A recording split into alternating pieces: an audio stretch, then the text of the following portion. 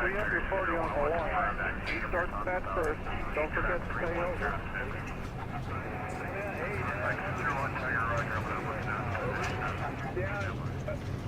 I can barely hear you. Tiger 6-0, I understand. One very few is limited capability. Yeah, that is Jeff. I'm calling from a CT right now. Contact over.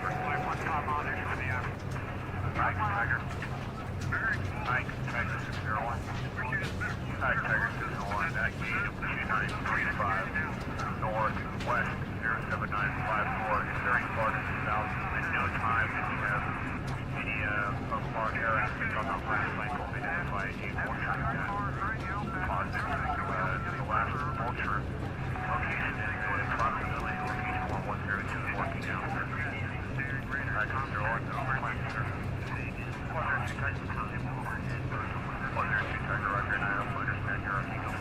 Greetings, Legionaries. I have returned, and I have come to give you a new series. This series is going to be called Commander's Tent, and I just want to go into, before we go into the main subject matter of the day, to explain why it is that I'm going to do this specifically, and it's just kind of a short, quippy statement of intent, right? So, Commander's intent here is the following. Well, there's a lot of stuff that happens that's salient in time, but seen from a third-person perspective above time, right? Talking about eternal principles, or basically perennial concepts, or important things to know in politics, in the military, in leadership, and the myriad subjects of discussion in which I obviously talk about and expound. There are things which are worth commenting on, but do not have lasting impact, or rather are very specifically framed in the time that we're talking about now. Usually I try to refrain from this because a lot of it's politicized. There's a lot of glow spook stuff that I really don't want to get annoyed by. I don't want to be fucked with. But at the same time, it's important that we're able to discuss these things in an objective tone, to approach them in an academic manner, in such a way as to obviously exalt the warrior spirit, but to also garner or cultivate the political. Because remember, the purpose of this project is to sculpt you into a total prince in the Renaissance sense of the word, for two, right? So it's able to be conversant in the political as well as being a master of war. The political and war are one and the same thing. This is why I'm taking the time to actually talk about these things, and I hope that the analysis that I proffer will be able to educate you, even if it's the case that you may disagree with me, even if it's the case that you may not even align with my personal biases, which I will disclose here so that way you're able to, in future as we have these discussion posts, you're able to gestate anything that I talk about and synthesize into your worldview. And I hope that I never give any information or analysis that is strictly partisan. What I'm trying to get at is at the true nature of the political or military strategic environment as it plays out from as much a neutral perspective as possible. However, it must be disclosed that, of course, my individual person, I'm biased. Obviously, I have the interests of doing this to cultivate, first of all, the United States of America, the American nation, to guide the American nation as much as I can in my humble way towards beneficial policies which help us and our posterity. But also you'll start to see as I disclose things that I have a wider affinity to the West as a whole. But this is not to say that the information or the topics of discussion will be limited to this very small point of view. I try to take a more wide stance that's more agnostic and skeptical. But with that disclosure, the reason why I call it Commander's Tent is because in many ways the command post, right, is very important in the sense that what the command post does is an aggregate of all information. When you're on the battlefield or in an operational environment, it is a confluence of different military factors. So obviously you have, in the military, your G1 through G8, or your S1 through S8, or whatever it may be. But I'm trying to give you a more wide vision beyond simply the military techniques or the specific military applications of any one thing, but also a wider stance. So if you can imagine yourself a kind of prince's court, a pentagon, but not cringe, not the pentagram, but something interesting, something far more far-reaching. It's actually the totality of what the Pentagon will be in the future. And what I mean by that, of course, is that it is the unity of the political with the application of the military, as well as the economic factor, which pervades all instances of this analysis. So, without further ado, let's get into our first topic. Our first topic today, and this is something that I've been really gleaning on, this is a recurring theme from even when I was a child. The fall of the Cold War, or rather the Soviet Union, 1991, the reinvention of what is called emergent nations. So the fall of the Soviet Union splintered into a bunch of ex-Soviet republics. Russian Federation is usually aligned or made an allegory for the modern Soviet Union, which is a complete falsity. And then, of course, the PRC. The PRC, as the military refers to it, is the People's Republic of China. And the reason why we call it the PRC as opposed to China is because there is this little island called Taiwan. And Taiwan, officially known, is the Republic of China. And it's these three different entities, namely the PRC, the Russian Federation, and now, as we're starting to see, the Republic of China, is an emerging, let's say, geopolitical question that Americans are trying to solve. Now, I don't represent the interests of the liberal elite that have captured the American state. However, I want to speak for the interests of the American nation. And what I mean by that is when we're engaging in the turmoil that is going to be the 21st century, it's impossible to understand what's happening domestically without understanding what's happening internationally. And so, just to give you some background, the PRC and the Republic of China, the reason why they're splintered is because ultimately they had a civil war after the establishment of the Republic of China in 1911. There was, and obviously, the overthrow of the Qing dynasty. And I apologize for the mispronunciation here if we have any Mandarin speakers. But I'm going to speak American, okay?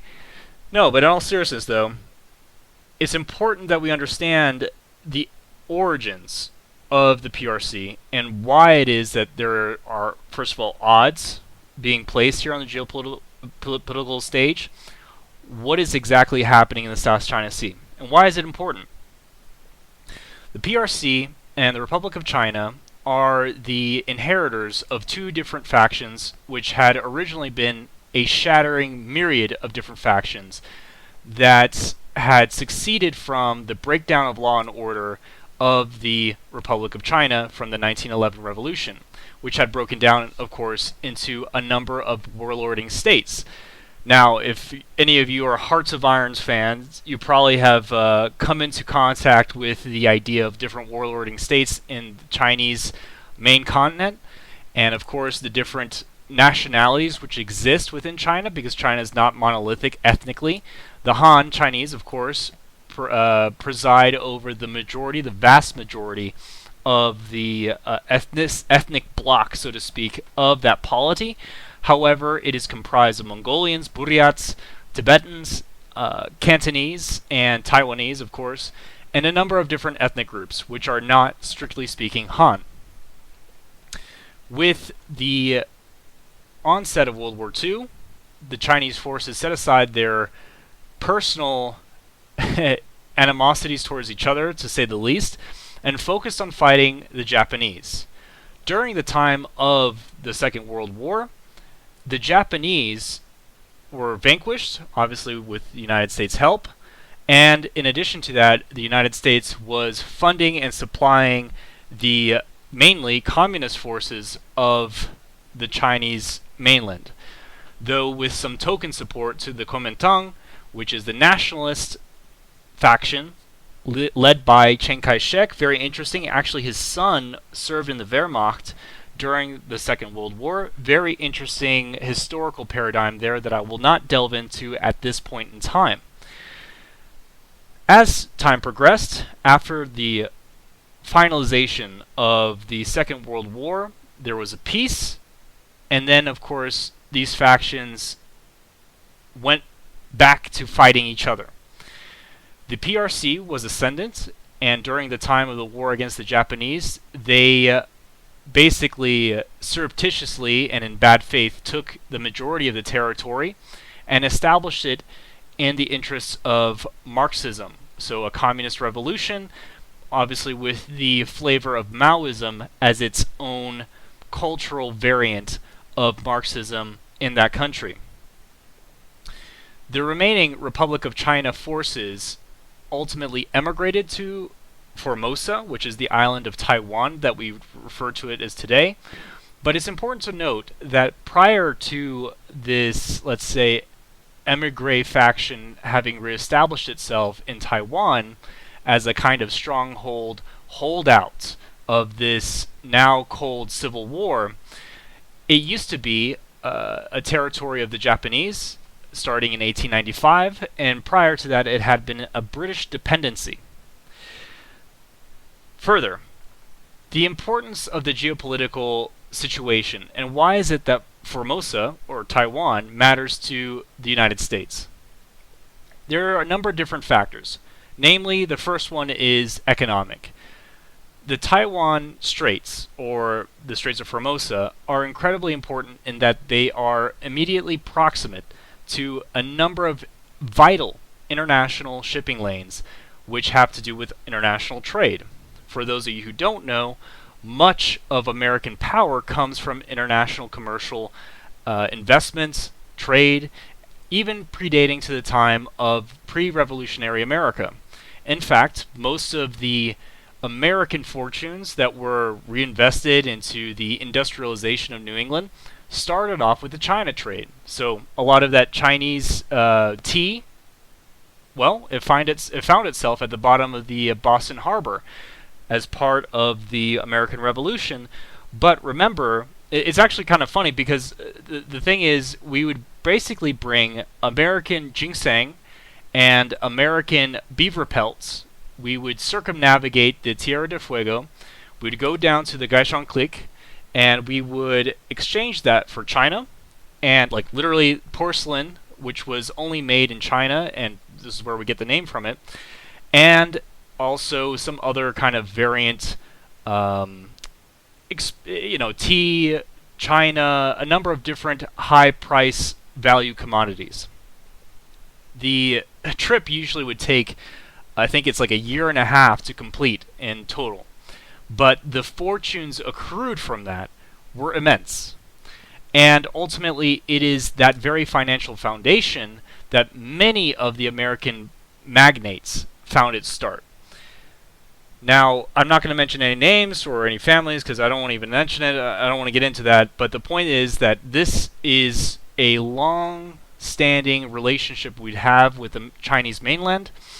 And a little funny story, actually. The earliest time in which copyright was basically, let's say, enforced was when an American trader had gone to China and the artist had licensed 125 copies of China porcelain with the portrait of George Washington.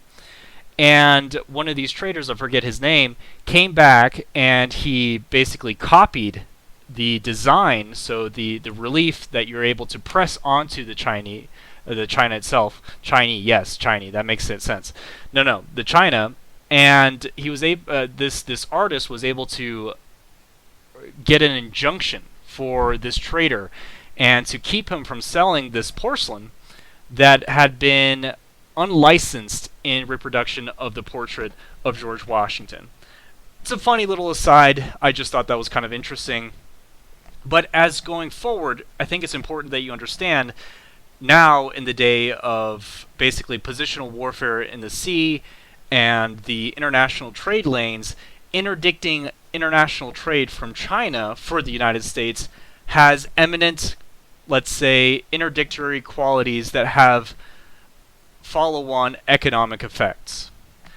Much of China, the geography of China, is very difficult to transport over land in what used to be the Silk Road, right? Because remember, western China is the desert. It's the Gobi Desert, and then of course there are the Himalayas, and to the north, the inhospitable steppe of the Mongols and the cannibal-eating Buryats, and of course the Russians. And then it is only now, in the time since Mao, and with the initiative of what's called the Belt and Road Initiative. And this is important because what it's attempting to do is create a massive infrastructure project, a highway that traverses the desert into Central Asia, into the Middle East, and with the hopes or the ideal of reaching by road a connecting trade lane outside of the ocean that connects all the way to Europe, to Lisbon, Portugal. Now, of course, there are different, let's say, benefits of overseas trade, right? So overseas trade is a lot more efficient, it's more cost effective, there's a lot more freighting capacity overseas, it's just simply easier, cheaper, and more convenient. However, the reason why the PRC is seeking overseas, or excuse me, over land trade routes is because of this very factor that the United States is trying to pursue. It wants to be immune from economic blockade via the sea, which at this present moment is the only way the PRC is able to economically trade with the world. And up until recently, the Chinese had no potential or naval potential to, let's say, enforce its freedom of navigation in territory. So should it be the case that the United States has a détente with the Chinese, then what that would mean is that ultimately they would be shut out of the global market, and ultimately they would succumb to the pressures of diplomatic pressures of the United States, which has the largest navy up until recently, or projected up until the imminent future, to enforce its view of what's called the rules-based order, which is a really mendacious way of saying American interests in the pattern that fits American interests, right? Secondly, why is it that the Taiwan island is so important? Well, because of globalism and because of economic treachery from our plutocrats, because you can never trust plutocrats to be patriotic. They seek money. Their only alliance is to money. And ultimately, Formosa has a number of different microchip semiconductor plants that are absolutely important. These chips go into everything from cars to toasters to multi-billion-dollar guided munitions in the United States, and so on. So there's a number of hard capital investments that are currently in Taiwan, and the reason why we have them there is because of cheaper labor and the high technological ability of the Taiwanese. It is only recently, with the Trump administration, that we have been trying to reshore a number of critical industrial sectors, namely, of course, the chip fabrication capacity to make it domestically, which is a really funny thing, because the funny thing about globalism, there was this funny quote by Clemenceau. He said, "Where trade doesn't cross borders, armies will." Well, my friend, the reason why armies cross borders is because ultimately they can conquer you in an underhanded manner through trade.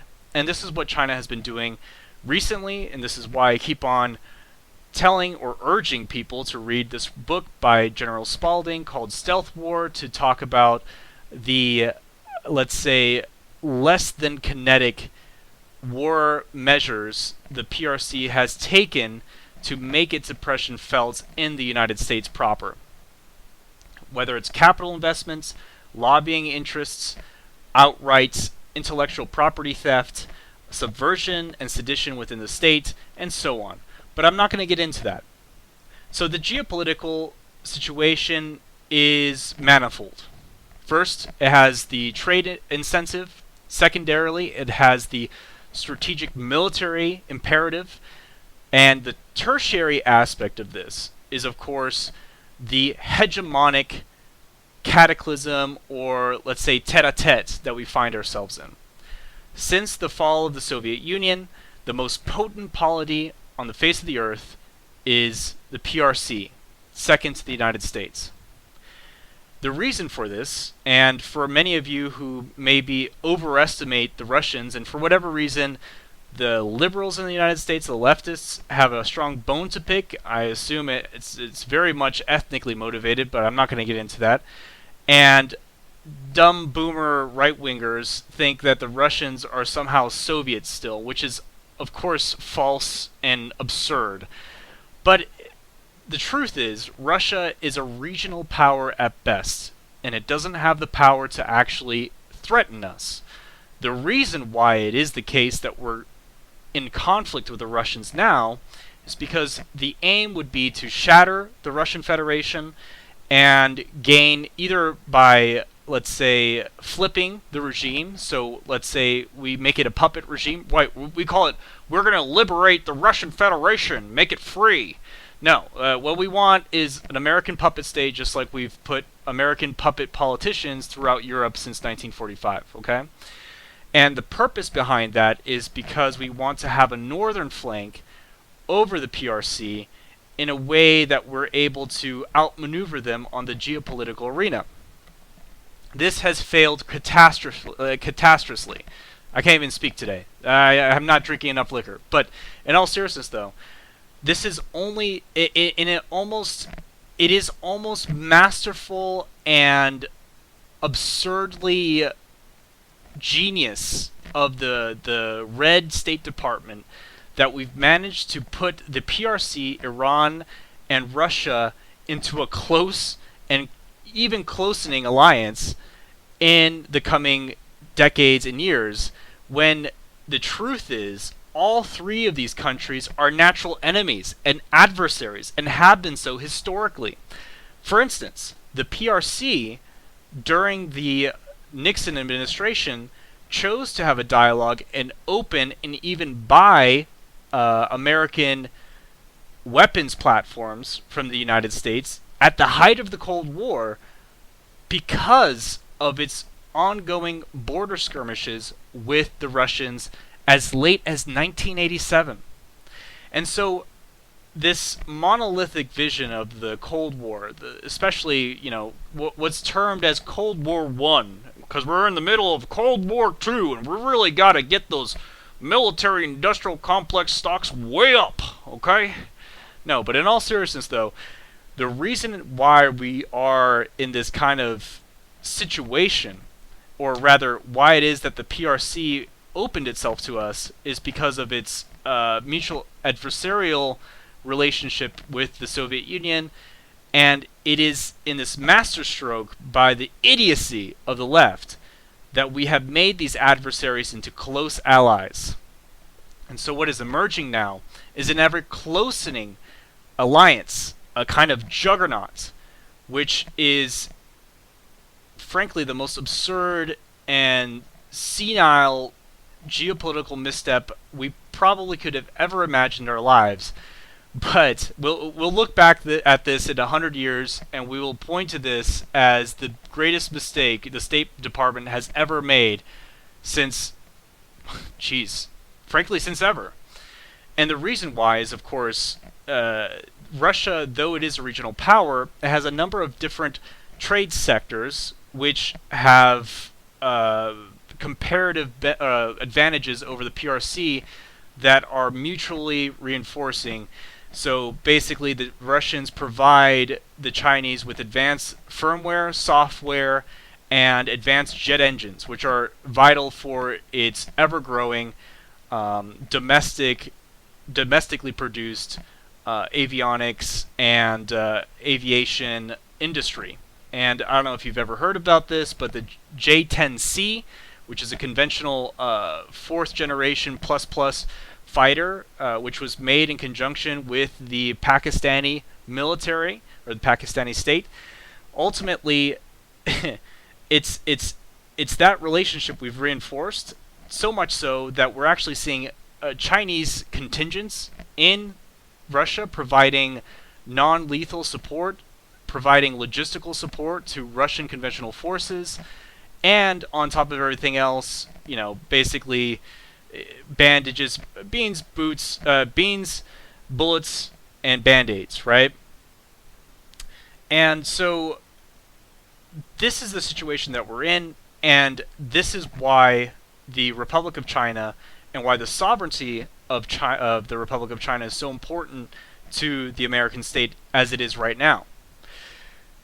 Now, because the liberal State Department is so stupid and so absolutely ideologically captured by this absolutely stupid crusade to destroy Russia, we're not able to approach Russia from the same position we had approached the PRC during the height of the First Cold War. So instead of getting a friendly Russia to help us outmaneuver the PRC, we're getting an adversarial Russia with an adversarial PRC.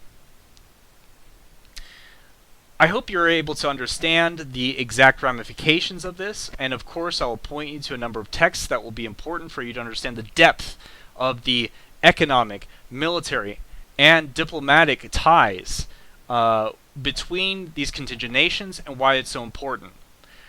China, more than anything, is actually dependent on foreign oil imports.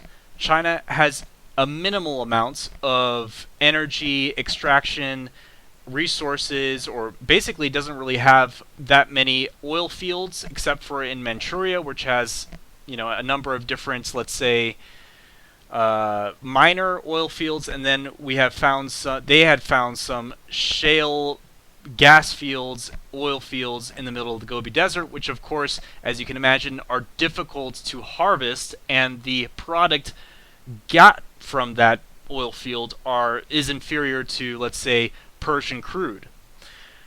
Now, with the Belt and Road Initiative and heavy investment by the PRC into the Iranian government, there are a number of different factories and oil pipelines that have the aim of traversing the distance between the PRC industrial hubs and Persia overland. That is to say, outside of the reach of the American diplomatic, let's say, pressure or leverage points it possibly could muster. For as much as Pakistan may seem like, let's say, an ally, it is actually a much closer ally to the Chinese. It has a number of different practical projects it's pursued between itself and the PRC. Namely, of course, the J-10C is probably one of its flagship partner projects it's embarked on. But also, on top of that, the Pakistanis heavily despise the United States. And if I need to remind you, Osama bin Laden was found in Islamabad, and this is conjecture here, but is likely to have been sheltered by the ISI, which is the clandestine organization, CIA equivalent for the Pakistani military, which are extremely competent and extremely radical in their Islamist, let's say, ideological bent. So, it's increasingly possible and likely that there will be a pipeline that traverses overland through their territory into China via Persia, Pakistan, up into the Himalayas, and so on. And, of course, a lot of you will do some hand-wringing talking about the Kashmir conflict, but it's important to remember that this is not always going to be the case, and it's a minor diplomatic discord that exists. So, and I've spoken about this topic in other forums, namely Myth of the 20th Century, but ultimately, the reason why the Iranian conflict is something the United States has been pursuing for a very long time is because of this larger strategic aim of outmaneuvering the PRC. Persia is one of the largest oil exporters of the world, and its largest, let's say, consumer of its local product, even under sanctions, is the PRC. And so, therefore, it really is important that we make sure that we become a little bit sober here, and we stop thinking about ideological, cabal reasons for our involvement in Iran or Russia, things that are ultimately the aim of propaganda, and start focusing on what it is the geopolitical impetus behind our adversarial state of affairs which exists. So, without further ado, what I would like to do is talk about why it is that, first of all, the Marine Corps is switching to a Force Plan 2030. Of course, it is still operating with the MU structure as a base, but it is now transitioned, or is trying to transition, to something akin to a more close positional cooperation with the United States Navy, and with discussions about the Southeast China Sea. Or the South China Sea, rather. South China Sea is so important because there are a number of different Ks, a number of different islands, small inhospitable reefs which are only seen at low tide. Some of them are actually underwater reefs that have been dredged up and made into artificial little islands that have been fortified and militarized by the PRC. And the reason for this, of course, is an ever-growing umbrella and imposition of Chinese military force. Now, why is it that the Chinese want Formosa so much?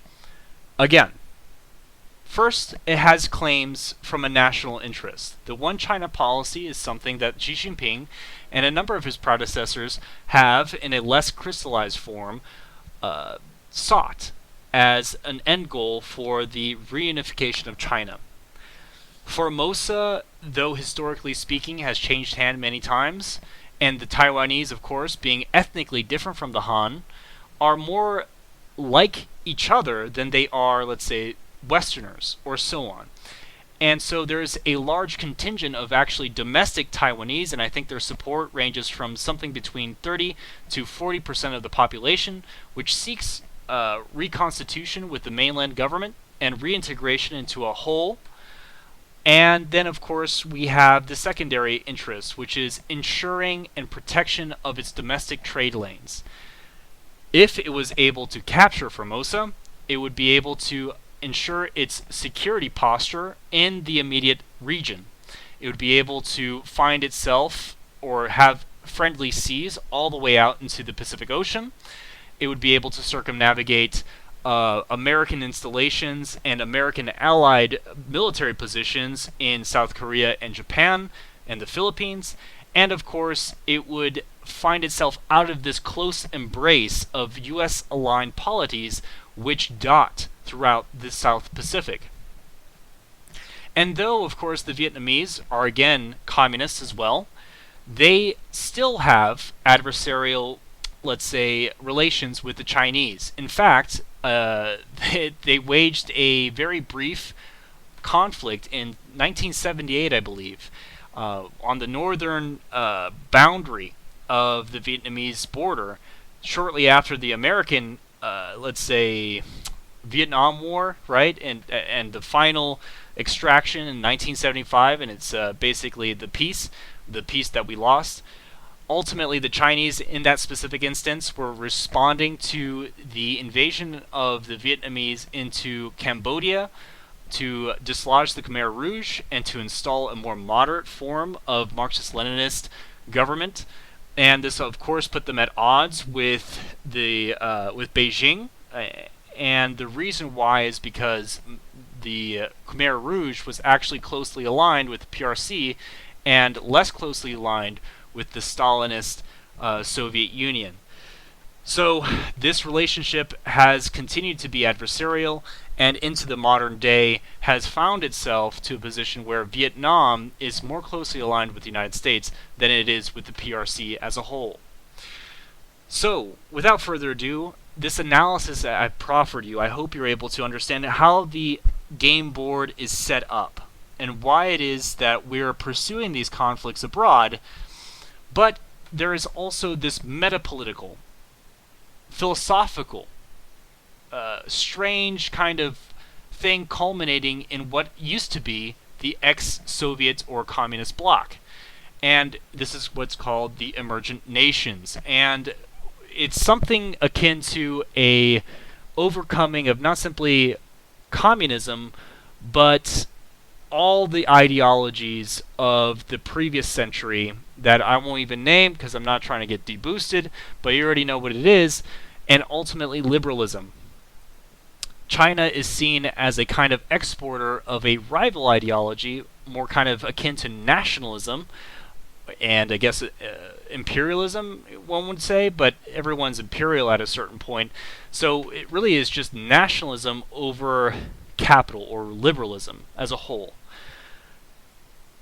So as you can see, the reason for our tete-a-tete is interesting in that our relationship has been, in many cases, historically, one in which we seek amity, but for causes beyond our control are adversarial or inimical to each other.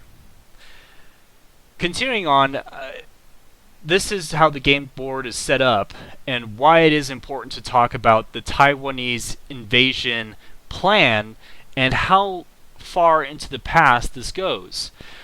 As part of the DoD report on China, we can see that the Chinese have actually exponentially grown its naval capacity. A number of different military technologies have far surpassed our own in its domestic production.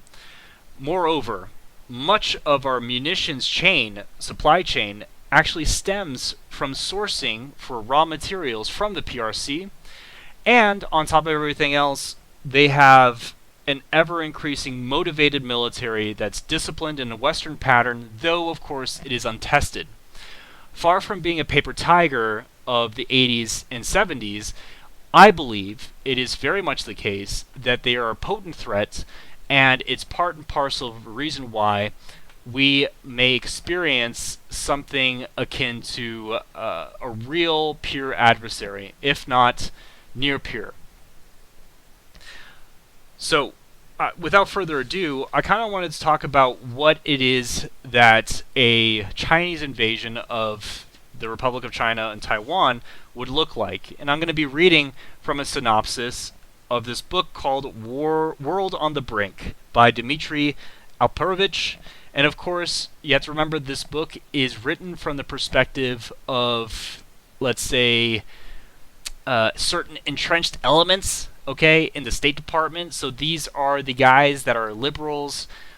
These are the kind of think tanks that like they're enemies of the American nation. They see themselves as leaders, but precariously so. Often foreigners.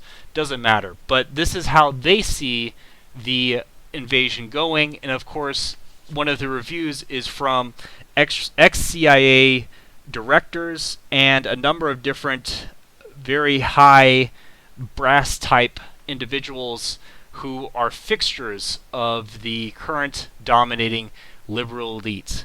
So without further ado, let me read from the book here. The book starts as such. The two most powerful warriors are patience and time. Leo Tolstoy, War and Peace. A dispatch from the future. November 13th, 2028. The winter season in Taiwan, lasting from November till March, is great for surfers. It's no Bali or Hawaii, as the size of the waves and their consistency may vary, but the northeast monsoon, which brings cold China coastal current water into the Taiwan Strait, where it meets with warm Kurisho branch current coming from the south, is known to form some significant waves. The Taiwan Strait is only about 100 meters deep, shallow enough that during ice ages and the time of glaciers, the island of Taiwan was physically connected to the Chinese mainland.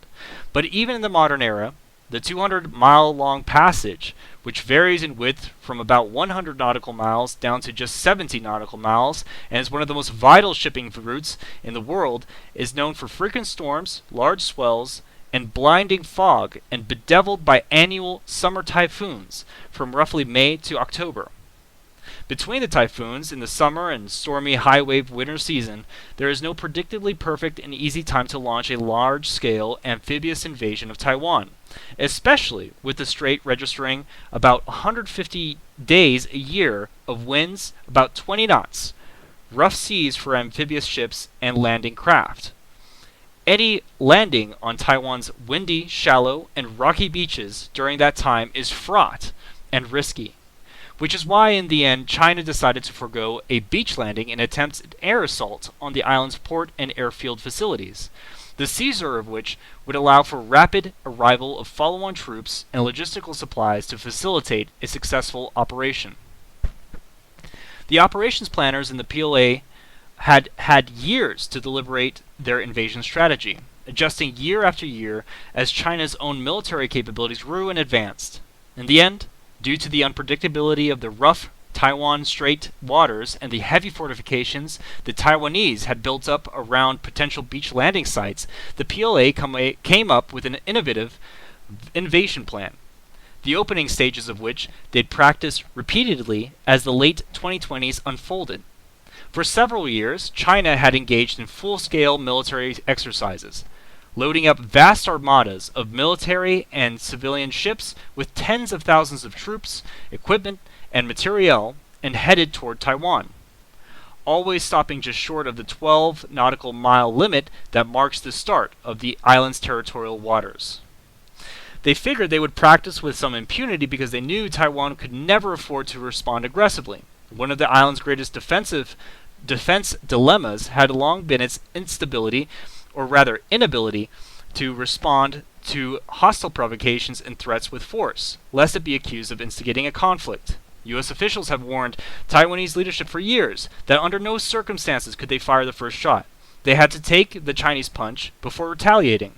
Portraying China as the aggressor would be a critical step in building the international case that Chinese leader Xi Jinping was alone responsible for starting any war. The stakes couldn't have been higher. After all, even if the Taiwanese fired first at the PLA Armada after it crossed Taiwan's territorial boundary, Beijing could still dispute the shooting as unprovoked and claimed that it occurred in international waters, muddying the geopolitical waters such that Taiwan risked losing key moral and diplomatic support around the world. Too many countries wanted the excuse. They would only be too eager to continue trading with China, this world's second largest economy, irrespective of the conflict. If Taiwan was to survive and rally the world to its cause, it couldn't afford to offer that excuse. The final Chinese PLA plan counted on precisely that the Taiwanese restraint. When China's ships entered the Taiwanese waters and closed in on the vital northwestern coastal port of Taipei, a modern facility completed in 2012 that boasted 4,500 feet of so-called berth space, a substantial amount of space available for cargo offloading. There, the PLA planned to leverage existing infrastructure to rapidly unload hundreds of thousands of troops and thousands of tanks, armored vehicles, heavy engineering equipment, weapons, munitions, and the logistical supplies needed for the conquest of the island.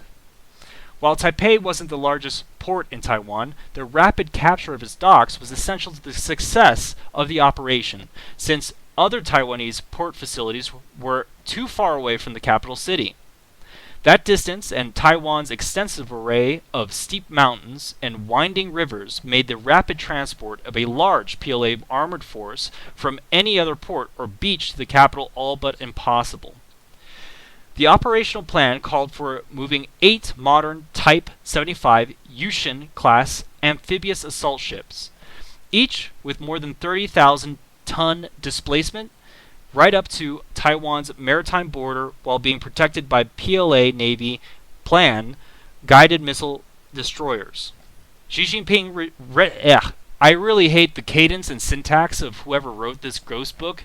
You can tell it's written by a ghost writer, by the way, because it's just so computational. I apologize. I'm usually more fluid in reading, but this is just absurd the way they have it grammatically laid out. But I return to the text. Thank you.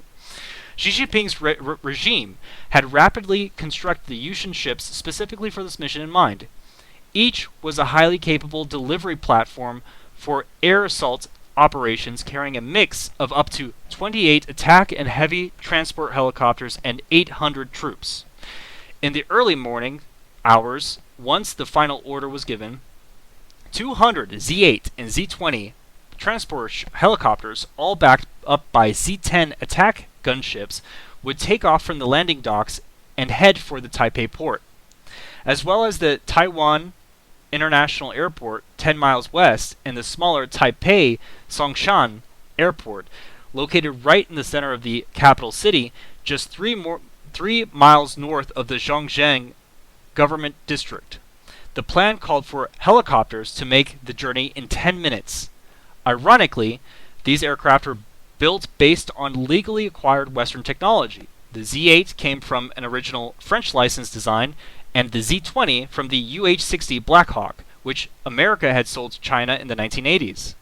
The Z-10 was built with Pratt & Whitney engines, assisted by European Airbus and AgustaWestland transmission and rotor installation designs. Again, remember how I told you the relationship with the Russians was so important for the Chinese?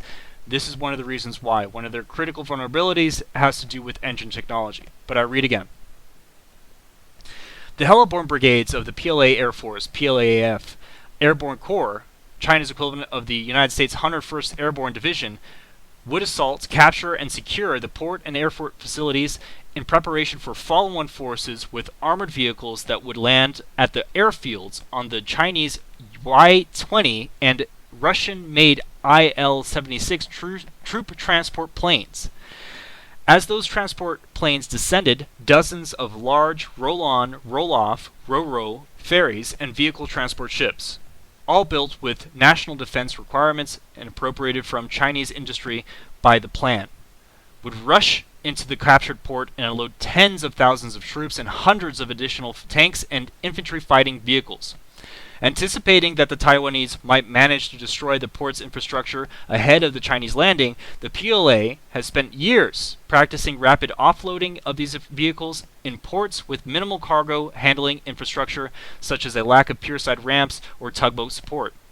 Simultaneously, PLA land-based missiles, rockets, and bombers, along with attack aircraft deployed from 2 Chinese carriers positioned off of Taiwan's eastern coast, would pummel Taiwan's air bases in an attempt to take the island's relatively small air force out of commission before it could get into the fight, destroying runways, fuel depots, and maintenance infrastructure, and targeting the island's prize fleet of F-16 fighter jets. Mainland-based precision-guided ballistic and cruise missiles such as DF-17 hypersonics, together with long-range truck-mounted PHL-16 multiple rocket launcher and kamikaze drones, would all target stationary radars, fixed weapons platforms, critical command, control, communications nodes, in other words C2, naval facilities, energy infrastructure, and TV and radio transmission towers to sow chaos and impede the highly centralized decision-making of the Taiwanese military. American-built Patriot air defense batteries, as well as Taiwan's indigenously developed Skybow systems, troop barracks, and anti-ship batteries were also high-priority targets. Achieving the invasion's main political objective, the rapid assaults and capture of key government installations in Taipei, including the Presidential Office Building and the Ministry of National Defense, relied on assault forces delivered by dozens of fast Type 726 Yuyi class air-cushioned landing craft LCACs racing up the Tamsui River. The wide but relatively shallow river snakes through the mountains that separate the beaches on Taiwan's western shore from the center of the city and empties into the strait in the Bali district right next to the port of Taipei. Its tributaries pass near most of the key government installations in the city.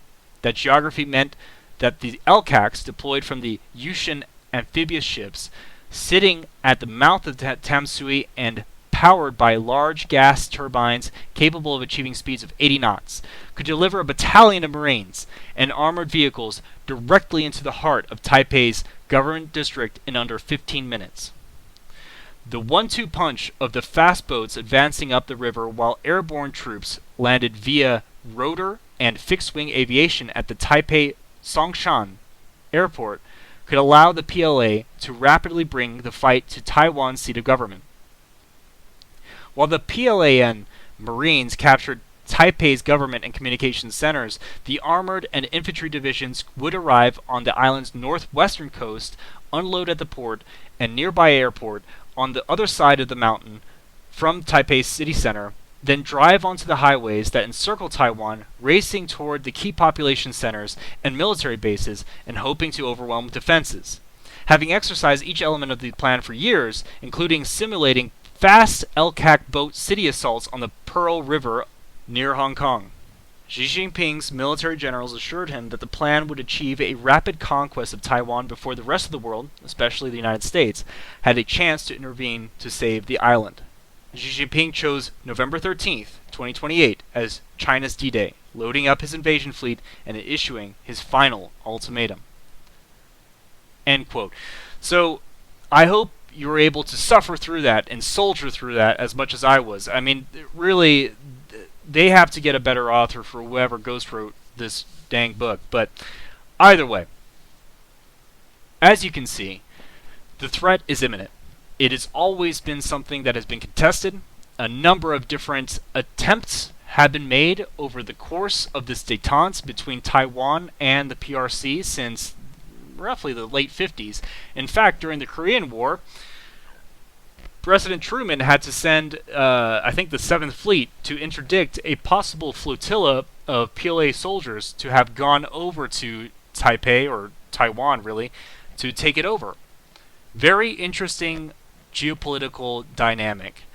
But without further ado, I wanted to leave it on just this reflection. Much of my vibe for this whole Taiwan thing is very much a kind of histrionic, saber-rattling, fear-mongering, fold-the-gap-esque situation. And what I mean by this is so much of military thought during the late, and even the early Cold War, but the late Cold War especially with air-land battle and so on, focused primarily on the fold-the-gap. Though the majority, if not all the conflicts that came from the Cold War were staged elsewhere, I have a feeling that in our conflict with the PRC, which for whatever reason we're just stuck in this death struggle for whatever reason, because both our leaders are stupid, but also the calculus of hegemonic control over the world. The United States, for whatever reason, seeks to be the only unipolar power, something akin to the 1990s, where it had, in effect, untrammeled military supremacy and therefore diplomatic and ideological hegemony over the entire world, and its pursuit of absolute power. We are fixating on the PRC, which historically speaking is an incredibly peace-like country. The Han Chinese are not known for war, okay? I'm not saying they're incompetent, especially after Korea. For whatever reason, we keep on forgetting that they pushed our shit in, and there's the reason why there's a North and South Korea, and there's a reason why the Vietnamese were able to push us out with Chinese support and munitions and aid and advisors and all that good stuff. But I really think that this whole Taiwan invasion is a non-starter. And the reason why is because they're going to pursue their aims, their geopolitical aims, through non-kinetic means. And they have been pursuing these means by diplomatic, economic, and, let's say, proxy conflict scenarios. And this is not to say, of course, that they're a paper tiger ad infinitum. It is the case that if America were, let's say, laggard or weak, it certainly would be the case. They have the capacity, especially now with a modernized military, with a highly willful leadership and willing populace, that they're likely to take advantage of any moment or lapse of weakness.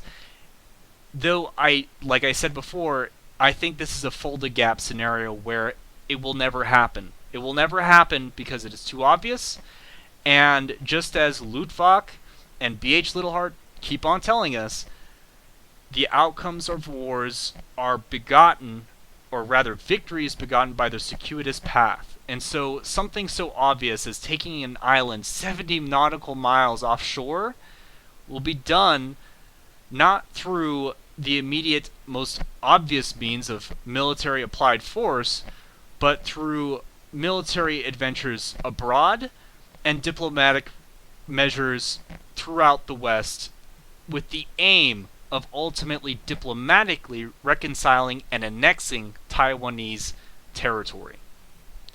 But that's all I have for you today, and like I said, the Commander's Tent will be a number of different conversations emulating this. It won't be specifically Chinese, but this is just something that has been populating my mind and Sergeant Barnes' mind. We've been conversing about this at length, and I wanted to offer my 2 cents.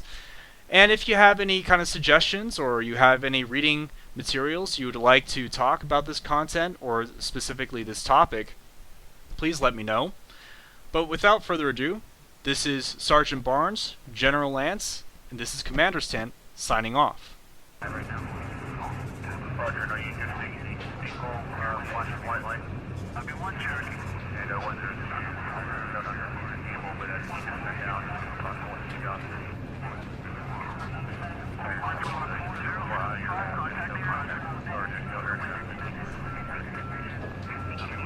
Alright, Tiger 601. Alright, Tiger 601, you're probably the last 130.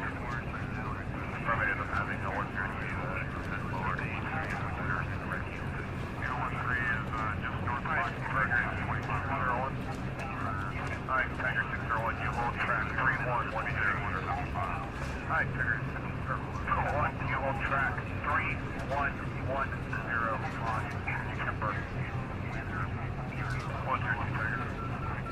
102 Tiger, roger. We've shown any sort of, I don't know if you can see down if there's any sort of trail that's excluding from whitewash the scope. 102 Tiger, roger. I want to eliminate another possibility, but it's to 087 for 13 miles. I'm showing it this track 3123, track on it, pushing on this.